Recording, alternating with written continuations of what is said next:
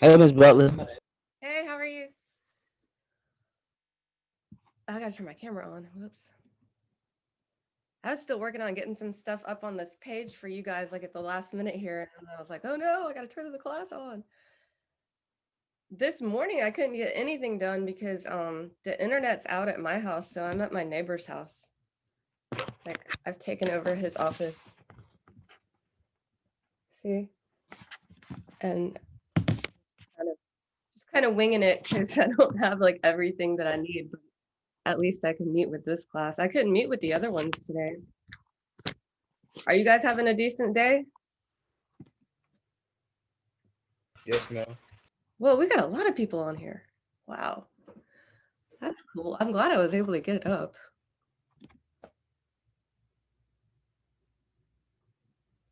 I even went to Spectrum and got like a new modem box and everything, and it doesn't work at my house, even though I followed the instructions like it said to. It I put everything, all the information in it that I was supposed to, and then at the end it said your modem is incompatible with your services. So then I had to call somebody, but they can't come out to the house until tomorrow. They're coming tomorrow at 8. Wow, we got a lot of people in here. You guys make sure that you type something in the chat. Like, we didn't get any snow here. Did you guys get any snow? Have you done attendance? No, the class just started, guys. But since you typed something in the chat, I'll be sure and count you present, sir. Um, so yeah, like if you type anything in the chat, like if you just type hi, your name will show up. Unless you're logged in under some other name, but I don't see that any of you are. Once in a while, somebody has to use their phone, um, or a parent phone or something like that, and it'll say a different name. So if that ever happens at your house, just make sure that you type your correct name in the chat. I didn't get any snow either. Did any of you get snow? I think maybe they got the day wrong. What do you guys think? Because they're talking on the news like they might have snow tonight, I think is what they said on the news. We got a little. You got a little? Yes, but it ain't steak. Yeah. I hate it when it's like cold and wet out. I mean, I love snow if it piles up and you can play with it and make like a snowman. But when it's just yucky outside like this, I don't really like it.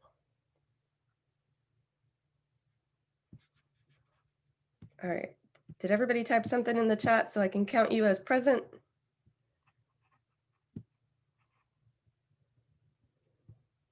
Awesome.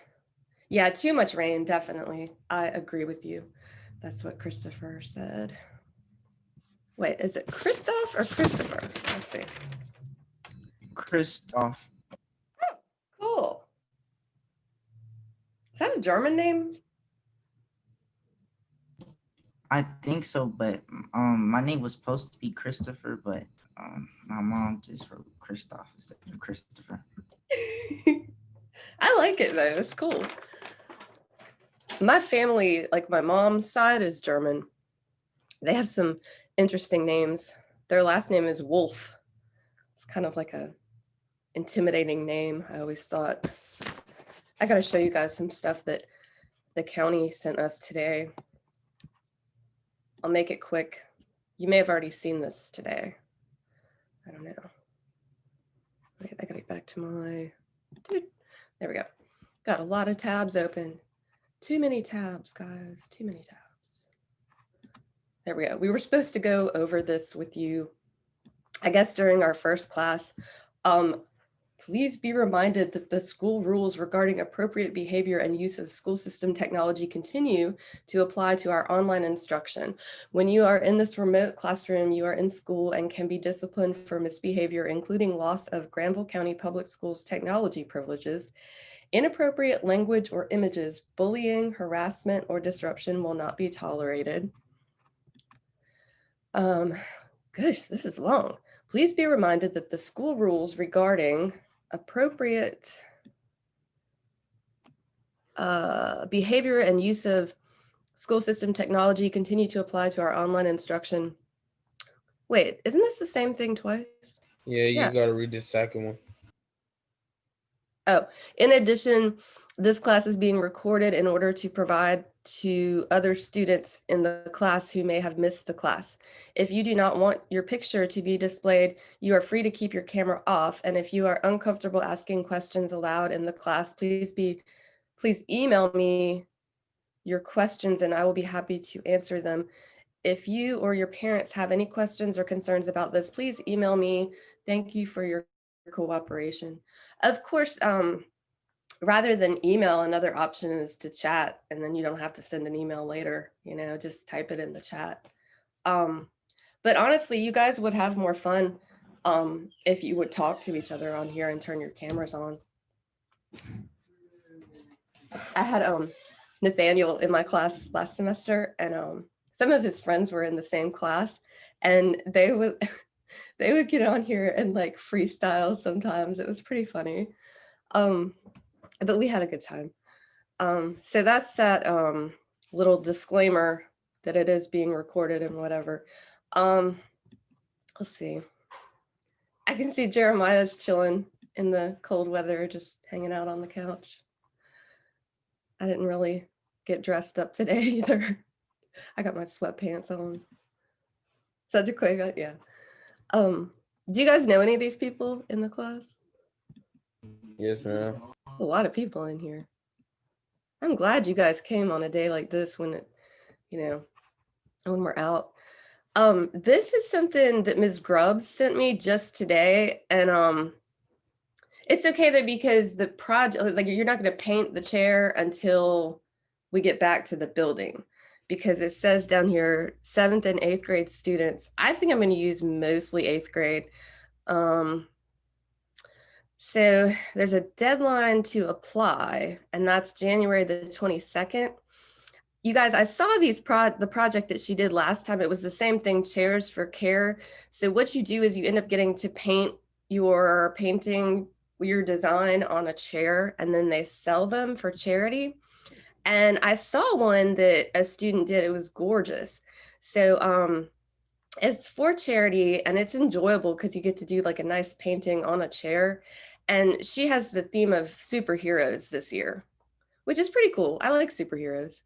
So it's for 7th and 8th grade students. If you consider yourself an artist and love to draw and paint, if you love helping other people, then this project is for you. Students interested in participating in the Chairs for Care art project should submit a drawing or piece of artwork along with a brief summary about the importance of helping people. Artwork and summary can be uploaded and emailed to Ms. Grubbs, that's her email right there, or dropped off at Northern Granville Middle School from 8 to 4 p.m. The deadline to submit artwork and summary is January 22nd, 2021. So it's not that far away, guys, but there's only going to be, enough money and materials for about 15 to 20 students to participate. And there's some of you, like I definitely want Jeremiah to do it. Jaquavion, if you want to. I don't remember if you really liked art that much. I know I did. you did. Okay. So I guess you're gonna have to pick a superhero and start doing some like really cool drawings of superheroes. You could feature just one superhero, or you could do like multiples. I don't know. I bought this Avengers mask recently, and it had like Black Panther, and it had like 3 or 4 different little superheroes on it, and they were like they were kind of like kawaii characters because they made them look really, really cutesy and like Japanese animation, but you could tell that they were like Captain America and Thor and Black Panther and stuff like that. So that was pretty cool. But there's all kind of different things that you could do with that. So I'm pretty excited about that. So I say, if you want to do this, just go ahead and start drawing on this, start thinking about what you're going to do. But like I said, I just got this today. So I don't have much of anything planned to show you how to do this. Before I got this, I was thinking that we would do a project related to the CDC posters and COVID stuff. So like, here's these really ugly posters that the Center for Disease Control, somebody who works there, I guess, designed them. And you're seeing them everywhere. They're on the government website, so you can print it out for free and put them at your place of business or at our school or whatever. But my issue is they're ugly. And I know that you guys could design some that are a lot prettier than this. But I mean, there are basic rules of graphic design that have been violated here. And for example, if you're going to create a set of artworks that are on the same theme, if you're going to put a banner at the top of it like this has, at least make all the banners the same. See how that one's skinny, this one's fatter, this one's fatter. The font is different here on this one than it is on the other ones. Like if you're going to have a themed group of works, then make them look uniform so that when you look at it on the wall, it looks like it belongs together. See, these are like, I think this one is cute. And I'm not saying that they all have to look the same, but like, if that's what you're trying to do, then don't do it halfway. This one's really cute for kids too. And this isn't bad. But all the ones that I'm seeing these posted everywhere and they're so ugly. Like even these colors up here. And I'm just like, what on earth? My students could do much better than this. And this girl, like, what is going on with her mask? It doesn't even fit her face. Do you see that? It looks like a U, like it's sticking out from her face, not like it's contoured to her face. And then, let's see, let's find another one. Then like, okay, I'm very glad to see that they're featuring multicultural folks, people from different races and creeds, but like, why do they not have any faces? What? That's just weird. I don't know. It makes me feel like they're already dead. It's like the topic of COVID and COVID spreading is depressing enough already, but why does everybody not have a face? It makes me sad, you know? Like, I don't want my students to be sad. So this one is about practicing social distancing on the bus. And but see, these are not school buses. These are like public transportation. You would normally sit in here to wait for the bus, but they're saying, hey, stand 6 feet apart. At least these people look a little bit cooler, like they're kind of dressed a little bit cooler than the other CDC posters, but they still have no faces. And it makes me sad. Anyway, so I know you guys can do a better job than that.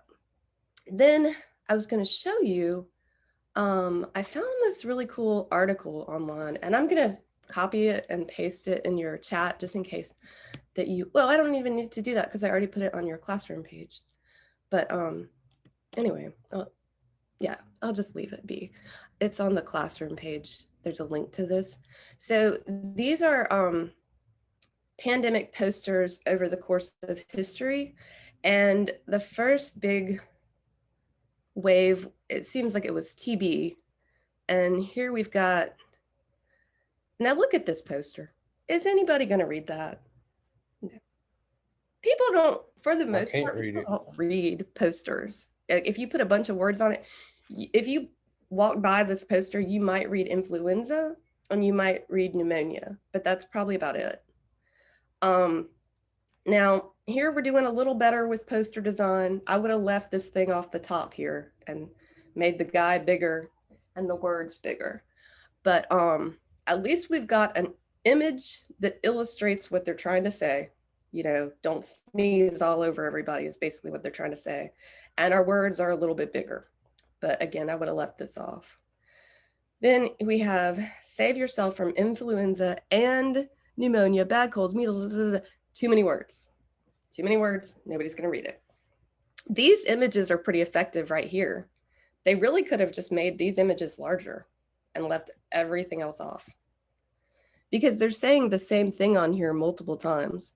Like it says, rule 1, whenever you cough or sneeze, bow your head or put a handkerchief over your mouth and nose. But then right here, it says it again, use a handkerchief when you cough or sneeze.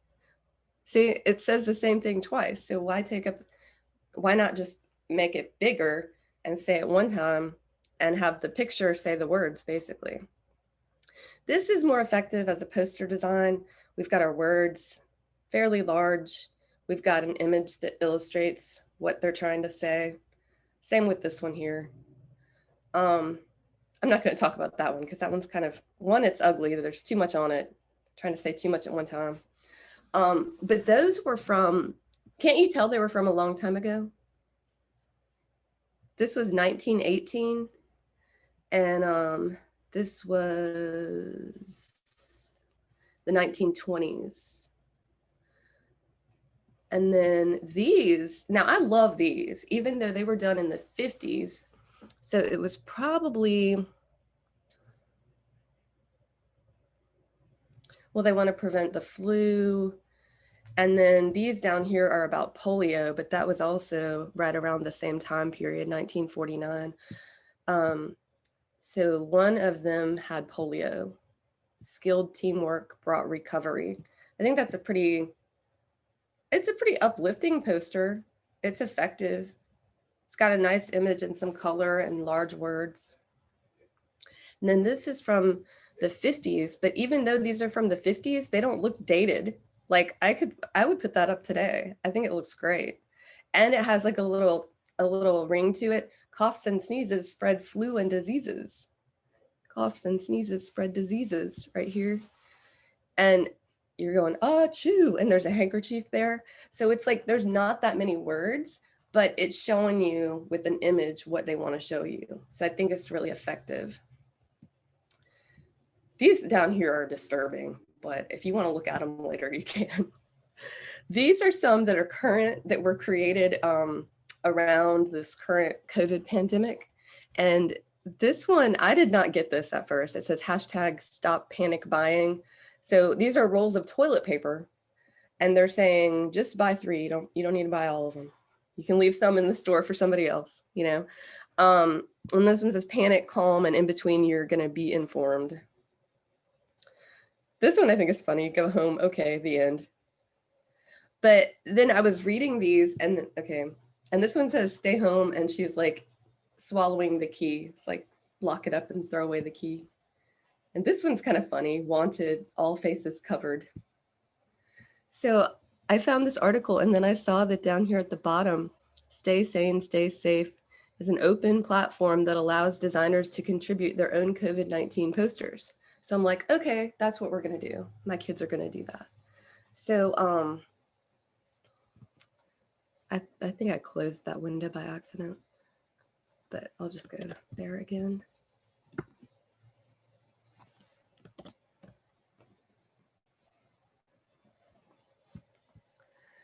So you can like design your own poster and then you put it on here and like anybody can print it and use it at their school or their business or whatever.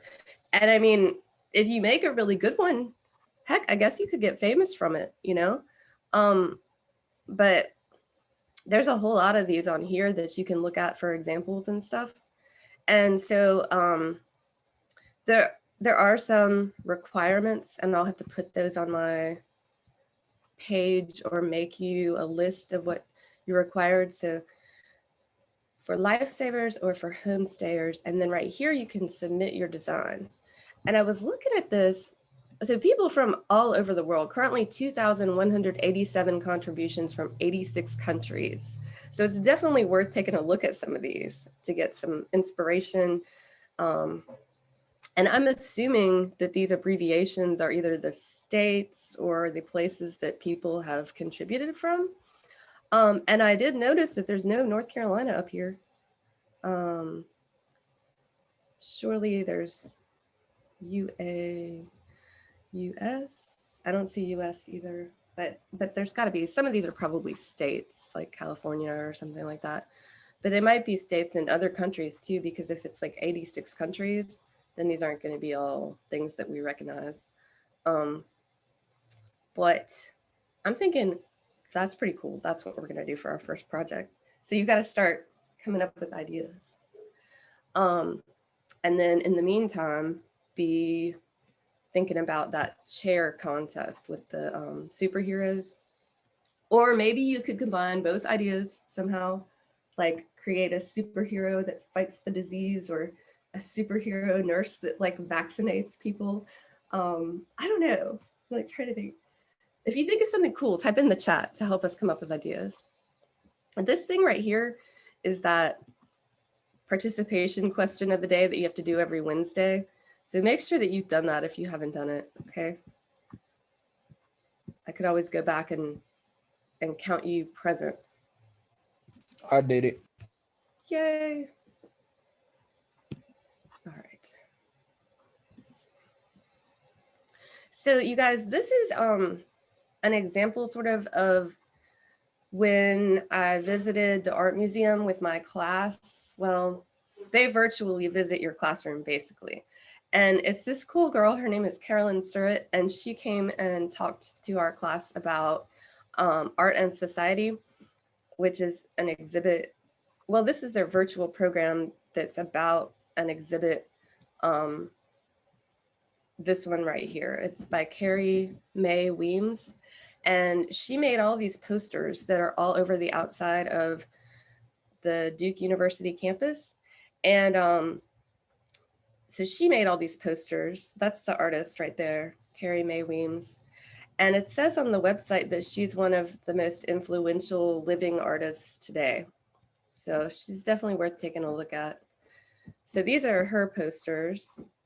And hey, oh. And one of the first things that they talked about with the class, so Carolyn was visiting from the museum and she talked to the kids about this. She asked them, what do you see are some main differences between Carrie Mae Weems's posters and these older posters from the 1918, 1920 era? See any differences, guys?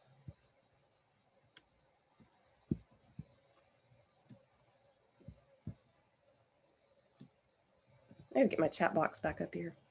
It went away.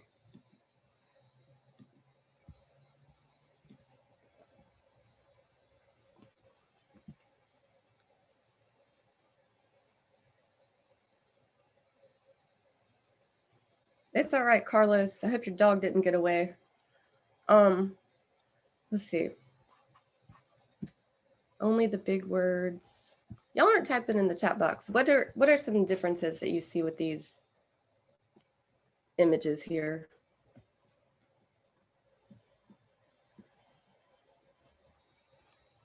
All right, well, let's look at the pictures. Or I guess the difference. What are some differences that you notice? There's pretty big ones. In one of them, you see a whole bunch of people. In the first one, the second one is just one person, but it ain't the full body. The third one, the dude wearing a hat, and it's like a, I don't know what order that thing is in the background. I think it's scary. But yeah, they're a monster. Yeah, like a monster.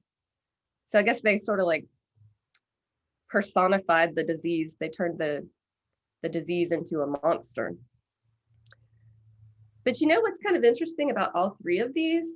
That the new posters, in the new posters, you always have the people spread out 6 feet apart, and they all have a mask on. So I guess they didn't figure out masking back then. You were supposed to carry around a handkerchief, and if you were going to sneeze, I guess you would pull it out and sneeze. But that's not that effective, because sometimes you sneeze all of a sudden. You're not even expecting to sneeze, and you're just like, and then you wouldn't have your face covered. So I think the masking thing is probably better. But even this one, I'm kind of confused on why she didn't put masks on anybody. What do you think this little doodad represents right here?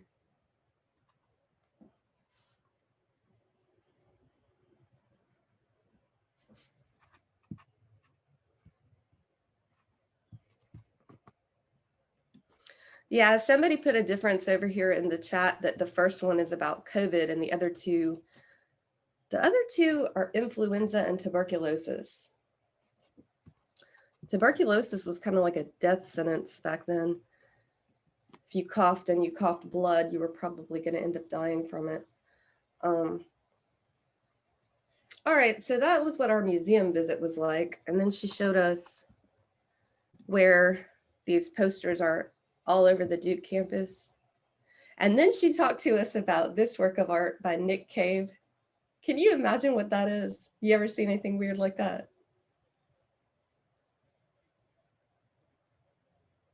Does it look like something you could wear? Because it is. That artist, his name is Nick Cave, and he makes these things called sound suits. And so she had the kids guessing what they thought this was. And then there's a picture of the artist. Nick Cave, he grew up with a lot of hand-me-down clothes. So he liked to learn how to embroider, embellish, and decorate them to make them his own. And so he started sewing and making clothes really early on. And he's also very interested in dance and choreography. So he started to make these things called sound suits. Like when you move around in these things, it actually makes a lot of sound because different parts of it kind of ruffle around. It's kind of like percussion, like tapping and sliding and stuff. So it's really a neat work of art. So I wanted to show you guys this art museum visit to see if you would be interested. A lipstick with legs, I love it. I wanted to show you this to see if you would be interested in doing a museum visit. So I'm going to type that in.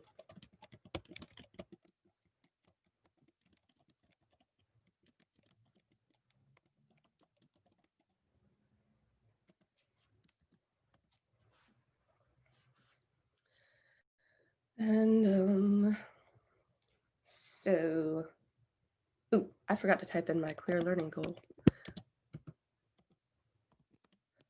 So that would be, what is art?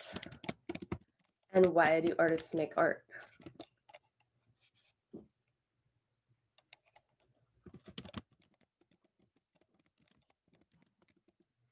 So guys, if you're an artist, why do you make art?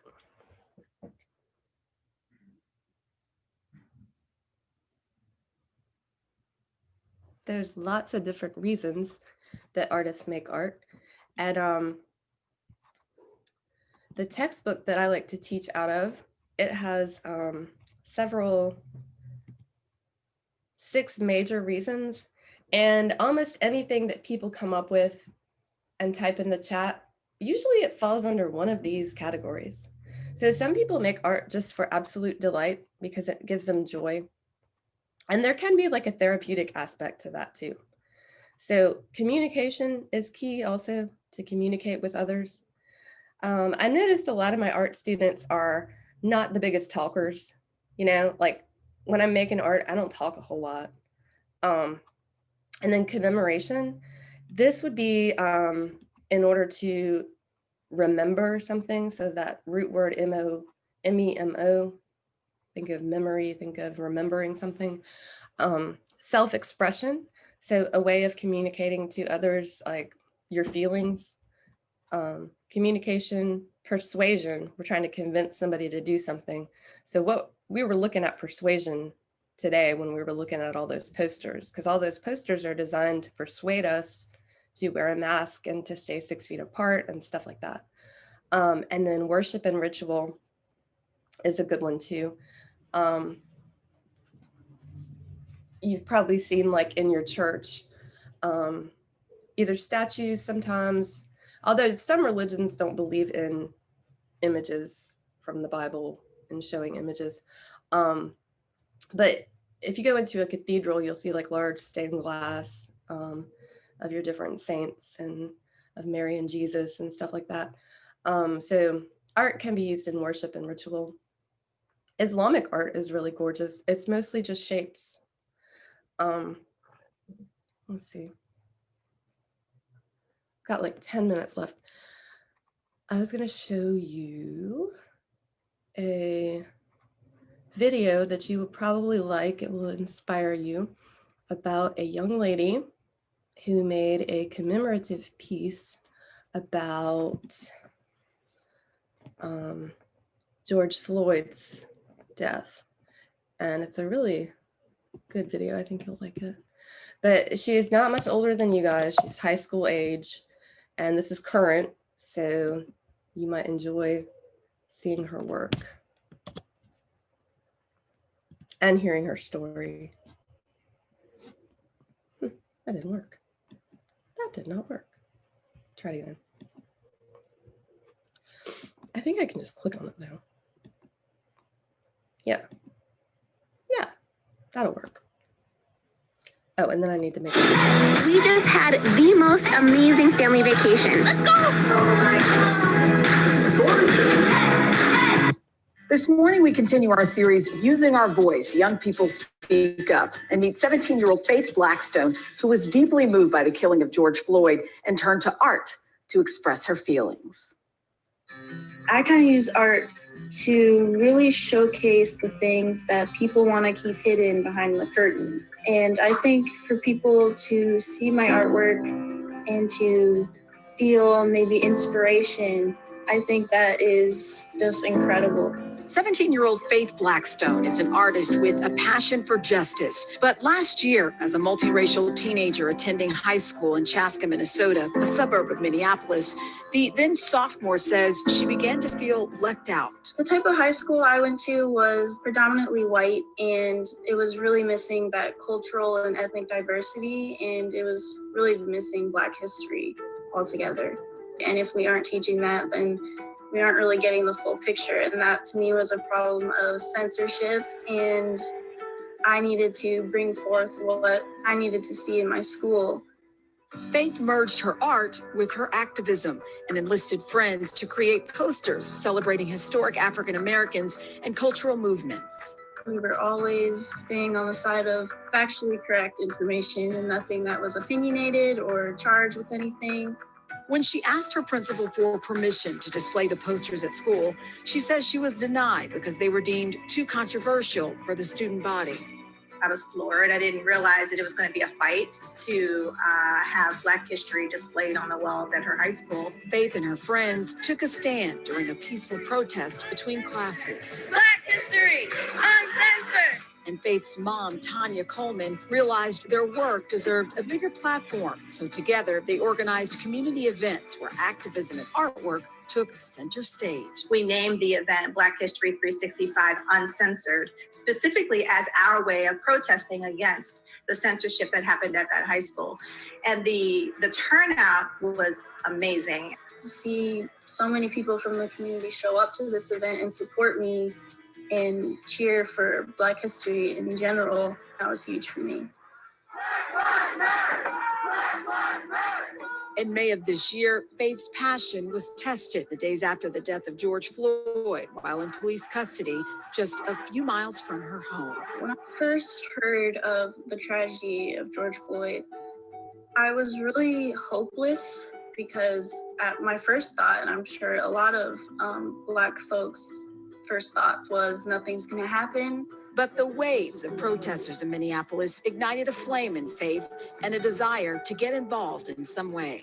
My family and I, we got some food supplies together and we decided that we were going to drive down to Minneapolis so we can see for ourselves and not just through a TV screen what was going on. That fire in me just kind of burned. And when I got home, I decided that I was going to kind of express my emotions via my artwork. Faith imagined George Floyd not as a criminal, but as an angel watching over his daughter. A portrait was basically what I knew I had to make because it really captures him as a person. And to put the halo and the angel wings around him, I was really thinking about Gianna and what she thought of her father. After her mom posted it on social media, George Floyd's family asked permission to display her work at his 3 funerals. When he took his last breath, the rest of us will now be able to breathe. Faith's art was seen around the world on a stage she never imagined. I knew that I could do something small and it could create a ripple. I'm just doing what that fire in me is pushing me to do. Faith is part of a class action lawsuit against the school district brought by current and former students who allege racial discrimination. We reached out to the Eastern Carver School District for comment, which said they do not comment on pending litigation, but added in part, quote, the district is committed to diversity and the inclusion of all students in a safe environment, and it is committed to helping students and families in our community heal following the tragic death of George Floyd. Faith is currently enrolled in an arts-focused high school and will be a senior this fall. So what do you guys think of that? It's pretty inspiring, huh? They were pretty good. Yeah, that was good. Yeah. I thought I saw that on the Today Show the one day, and then I was like, oh, I've got to show this to my students. This might give them some ideas on what they could do with their artwork. I'm glad we live somewhere where you wouldn't have to fight to have your artwork displayed. But that young lady, she has a good mom to go out and help her do an art show and everything. Oh, that was neat. Any final thoughts on that? Any questions concerning what you're supposed to do this week? I'm going to put I'm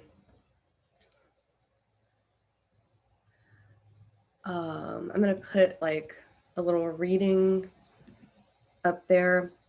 Oh, yeah, I had wanted to show these still. This is another cool thing I thought about possibly doing with y'all. It's they would be animations.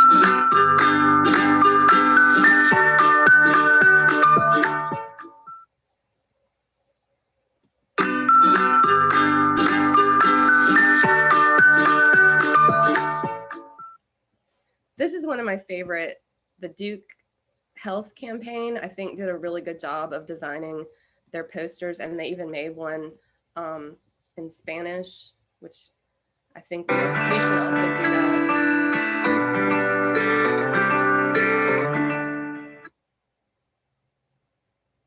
That one's a 2-part ad. It's got a second part coming up right now. But see how much nicer their masks look? It looks like it's actually on her face. And they have like really neat kind of uplifting patterns on them versus like some of those other posters where it just looks like awful. And then let's see.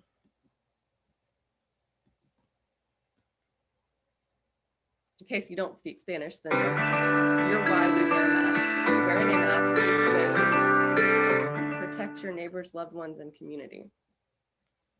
I think that one's going a little fast, honestly. Like, in order to be able to read it.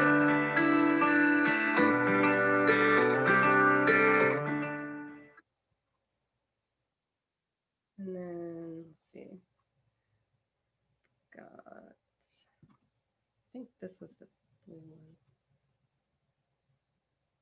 You're why we're requiring everyone to wear masks and be screened before entry. Don't delay the care you need. I think there was one more.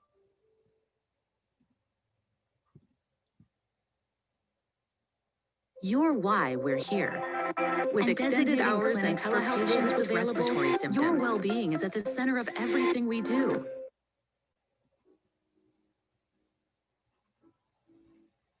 Hello and welcome. My name is Michelle. How did we get there? It was the last one there. It's about telehealth. All right.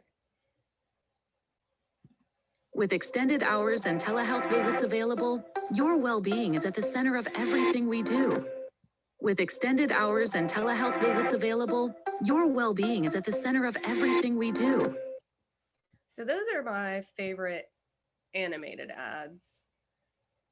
Really the favorite one being the one with the masks on it.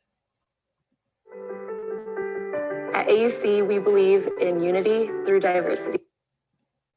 I think this one's kind of uplifting. It's got a lot of nice color. Doesn't have too many words. I would have made the words move a little bit slower, I think. Will you? Sorry. Okay. Well, we're at the end of class now. So does anybody have any questions or anything you need me to clear up? No, ma'am. No. So I'll see you guys Tuesday. Tuesday. Alrighty. Bye. Bye.